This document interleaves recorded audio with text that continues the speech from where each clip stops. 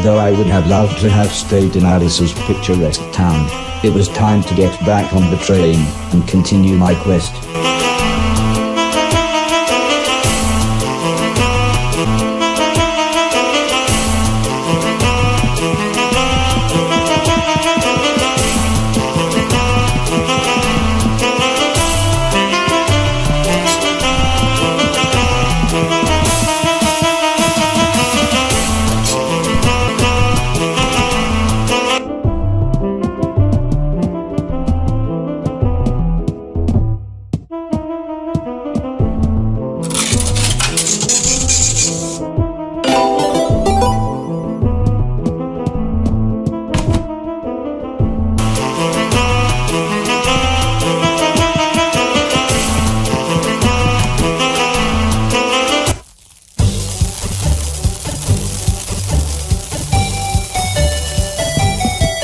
Mind the doors.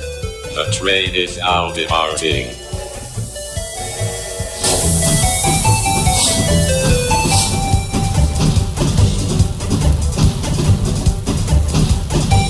The clouds were gathering as we pulled into Factoryton and the professor's factory.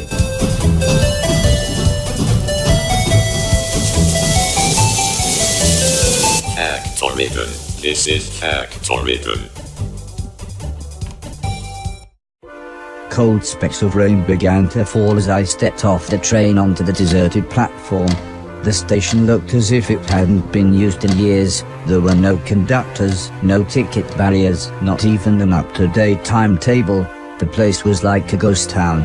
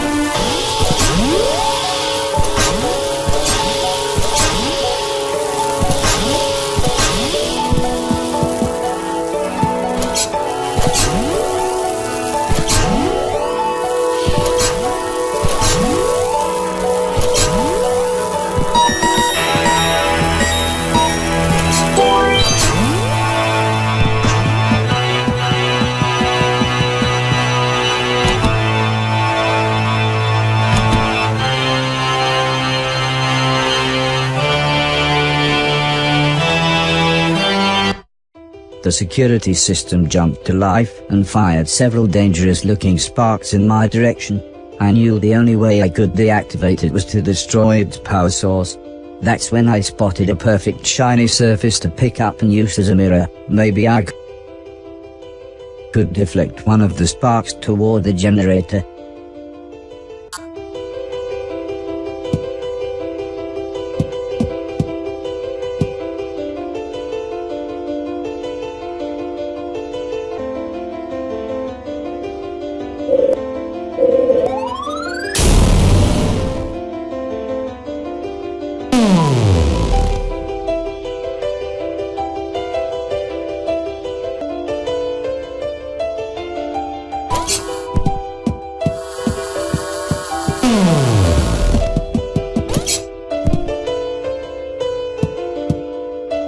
As much as I wanted to look around the desolate industrial estate, I knew we had to find the professor. Mr. Silton and the others arrived and changed out of their disguises. Although Mr. Preston was moaning as apparently Mrs. Silton had only washed his and Mr. Logan's Halloween costumes.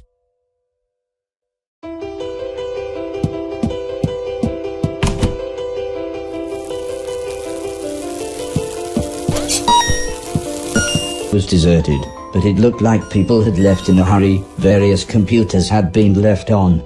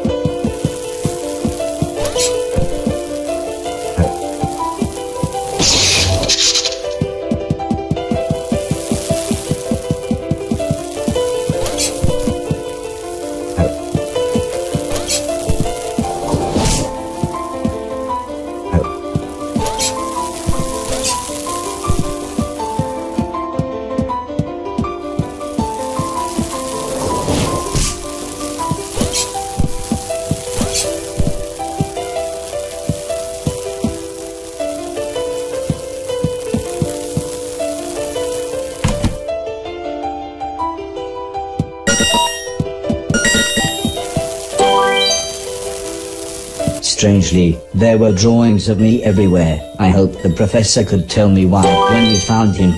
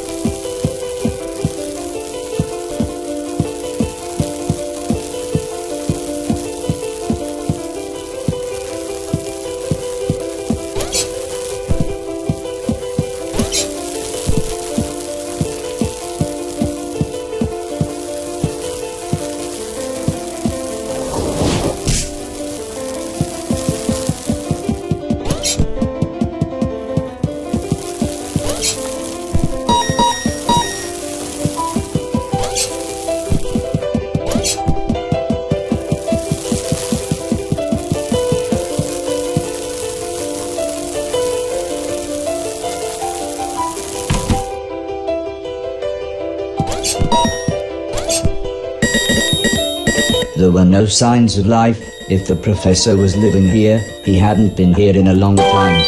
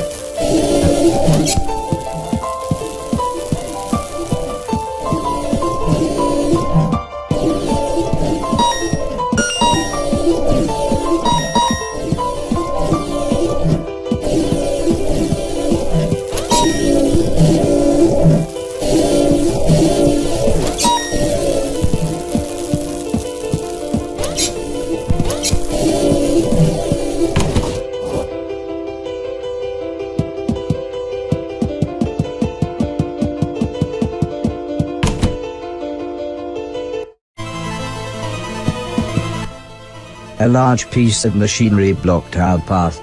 Mr. Silton smiled when I asked what we should do next. I knew straight away that he didn't mean Mr. Preston or Mr. Logan when he said, "Someone's gonna have to climb inside." It seemed we could use the computer to move chunks of the machine around. I knew I needed to make a clear path, as it would be me that would be going through it.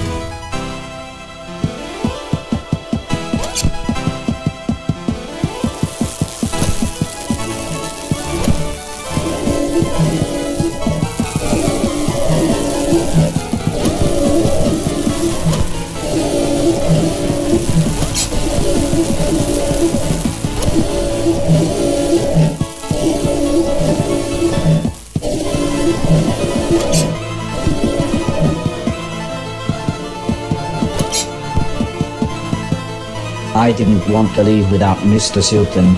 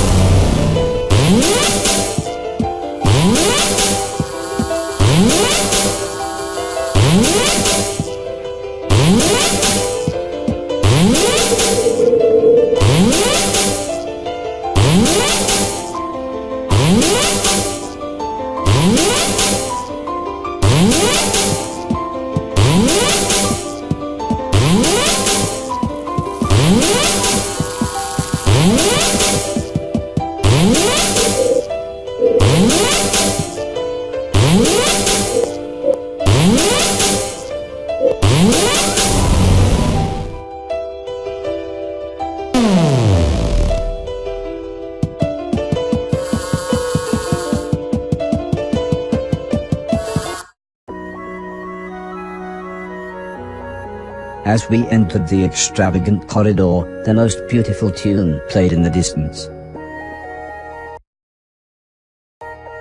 But almost as soon as we began to enjoy its dulcet tones, the music stopped, dead.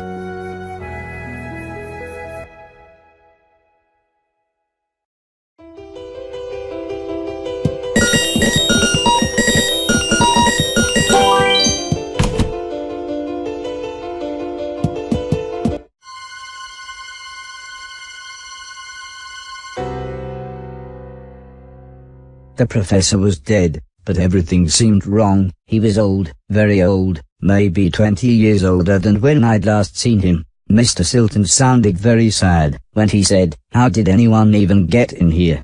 I don't know what to do now. I suppose we'll head back to the train station."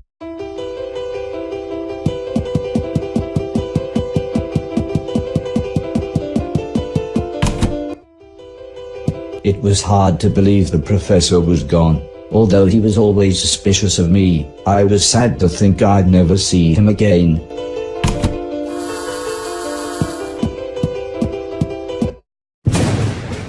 Is it? Yes, it is.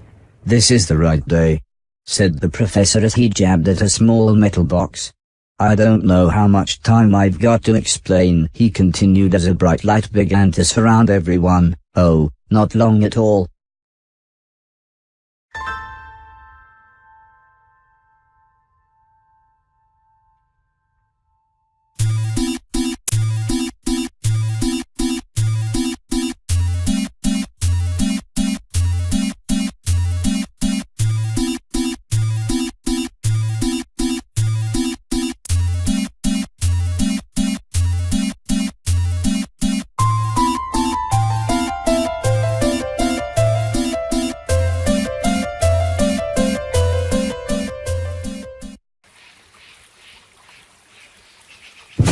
We had reappeared just as smoothly as we had left, but we were somewhere very different. Mr. Preston and Mr. Logan were speechless, but the professor just continued studying his box. Looking back, I suppose I was rather stupid, as I ended up chasing a beautiful butterfly. I was lost, but soon I realized I wasn't as alone as I thought.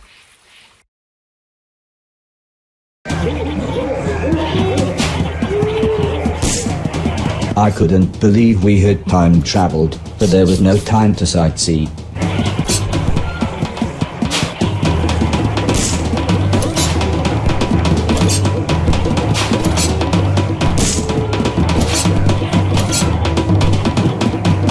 Now, this was clearly worth something.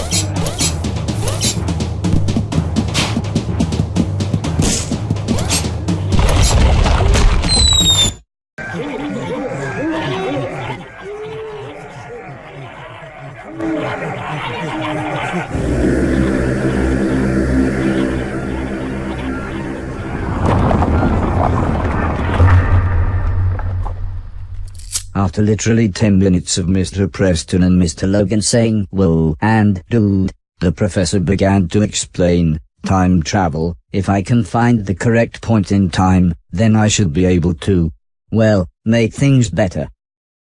I suppose it's like we're in that excellent movie, chuckled Mr. Logan. Back to the Future? Replied Mr. Preston. No, that excellent movie. Back to the Future 2? Time Bandits? Time Cop? Terminator? Groundhog Day? Groundhog Day? Groundhog Day. The box let out a loud bleep as the professor gave it a heavy thump. This damn thing's so dependent on the maths used to calculate where the Earth is at any one point in time and space, that it's almost random where we'll end up, or even how long the time window will stay open. That last one was the shortest I've had yet. Although obviously apprehensive of our situation, I think Mr. Preston and Mr. Logan were too excited to really pay attention. But they were far less excited when I asked what his longest stay was, and the professor replied, about 15 years. I was stranded in ancient Egypt for so long. They had me build them a steam-powered robot. You should have seen the things they had it build. Yes, wonderful things. It was like I was Thoth incarnate, or the modern Prometheus. Speaking of which, robot, have a look around, see if you can find anything to make a fire.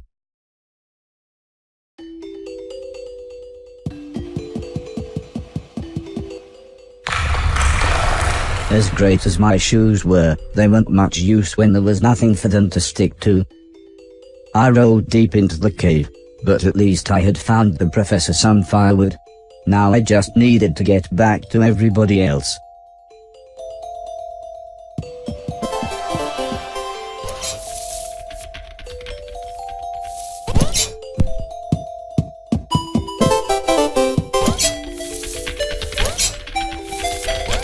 It may seem ridiculous, but I really did fall this far into the cave.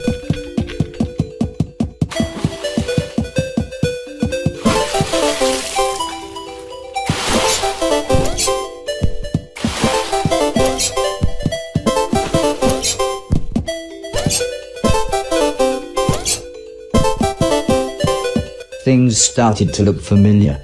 I was pretty sure I was nearly back where I had originally fallen.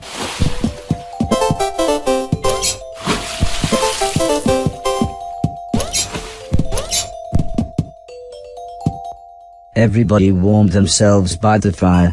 In the orangey glow, the cave even looked a little homely. Mr. Logan was much more comfortable now that he could see his surroundings, but Mr. Preston kept saying, "We're in bloody dinosaur times." The professor laughed. He pointed out that there was 65 million years between dinosaurs and the emergence of man. But that just made Mr. Preston panic about possible dinosaur ghosts. I got the feeling Mr. Logan had heard this kind of talk before, as he sighed when he said, "Oh, I suppose you believe in ghosts as well now, do you?" "Well, yeah," said Mr. Preston. "Barry's missus says this bloke who works with her uncle reckons his brother has, fact." And with that, he began to tell the most amazing story I had ever heard. He explained how there was a man traveling through the Black Wall Tunnel who saw a young motorcyclist stood by a smashed-up motorbike. The man stopped, so the motorcyclist told him an address, but when he got in the back of the car, he fell silent, clearly in shock. "This isn't a ghost story," interrupted Mr. Logan. "This is called giving someone a lift." Mr. Preston was annoyed. Mr. Logan's stupid joke had ruined his train of thought. The brother of a bloke who works with Mrs. Silton's uncle gave a young motorcyclist a lift after a crash outside the Black Wall Tunnel. I said, just happy to be part of the conversation. "Yeah, that's it," said Mr. Preston as he explained that when the man arrived at the address, the motorcyclist had vanished. He said the man, not knowing what else to do, knocked on the door of the house. Soon an old lady answered, and when the man asked her if she had a son, she burst out crying and sobbed, "I did have, but he died 10 years ago today, just outside the Black Wall Tunnel." I couldn't believe my audio sensors. This was concrete proof of the afterlife. I mean, Mr. Logan did point out that the story was from a children's TV show called Grange Hill, but you can't argue with the facts. Soon, the professor had finished inputting whatever data his box needed. "Robot," he said, "we need to be outside for my computations to be truly accurate. Find us an exit from this platonic allegory." The cave. Find us a way out.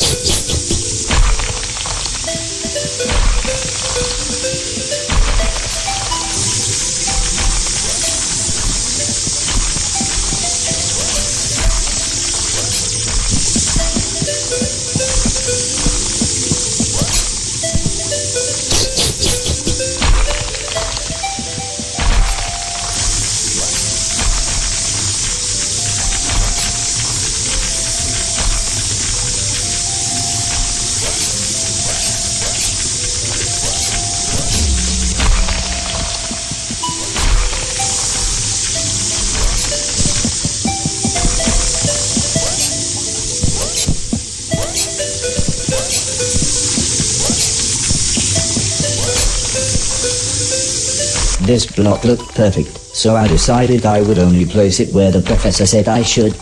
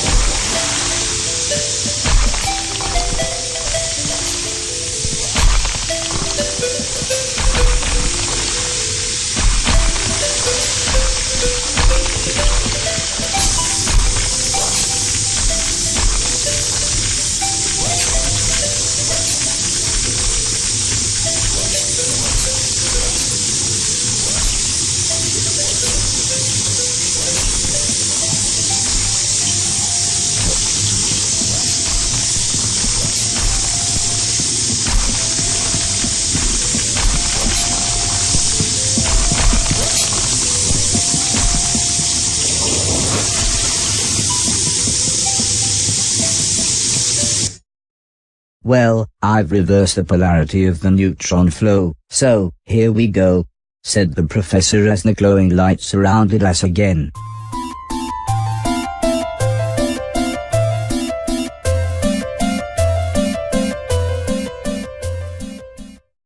This is it, said the professor as he looked around. Oh no, he gasped as his expression became far more serious. It's the wrong time.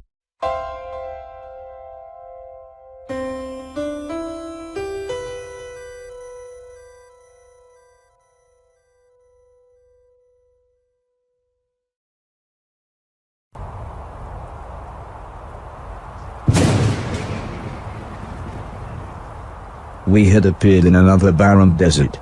I was beginning to think that the past was made of nothing but sand. The professor looked concerned as he examined his box. It was then that we realized we were completely surrounded. The men seemed to think I was some kind of god, or, as it turned out, some kind of sacrifice.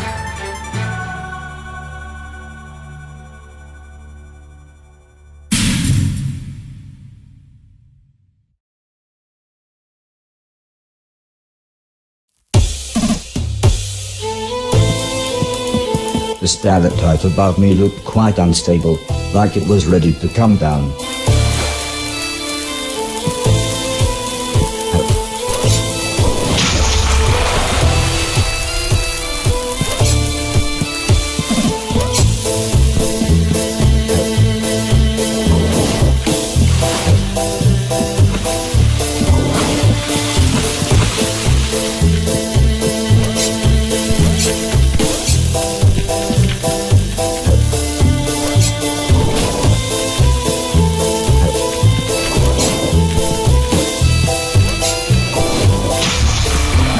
Some things were worthless junk, but this could be sold for a decent price.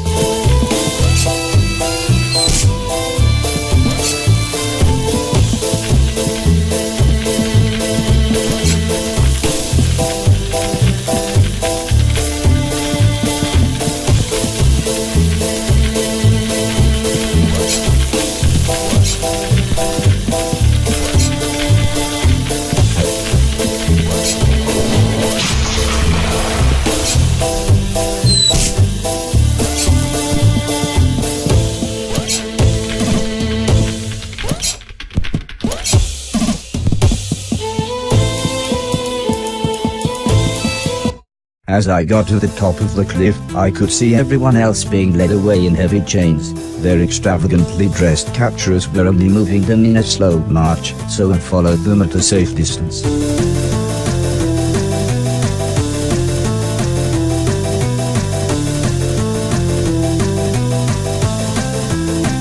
Strangely, the men seemed to ask the professor something, who nodded in agreement. Although they clearly knew each other, the man in charge pushed the professor into a small wooden cage, along with Preston and Logan. The men then left. I was about to attempt to free my friends when one of the men returned with some tools. It was then I heard some machinery start in the distance, and the man left again. I then found out what the machinery was.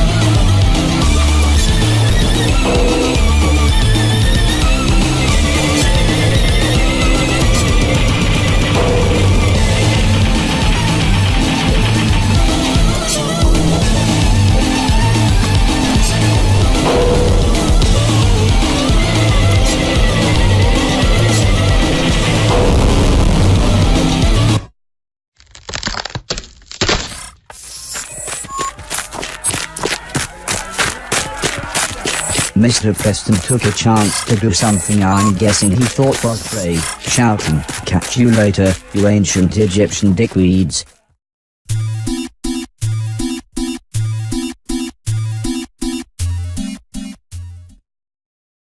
"This looks right."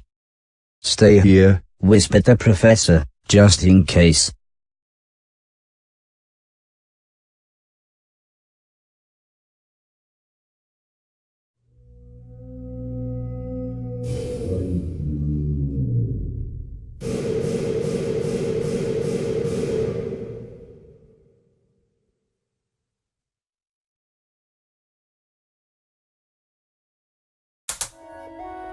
"Sorry to take you on a less than excellent adventure," whispered the professor, his voice slowly weakening, "but I knew you needed to see these things. I was always worried about the military possibilities, but I'm pleased to see your consciousness software is still growing. Life is a state of mind." I had no idea what he meant, but he looked so happy. "Quick!" shouted Mr. Logan, "hide!"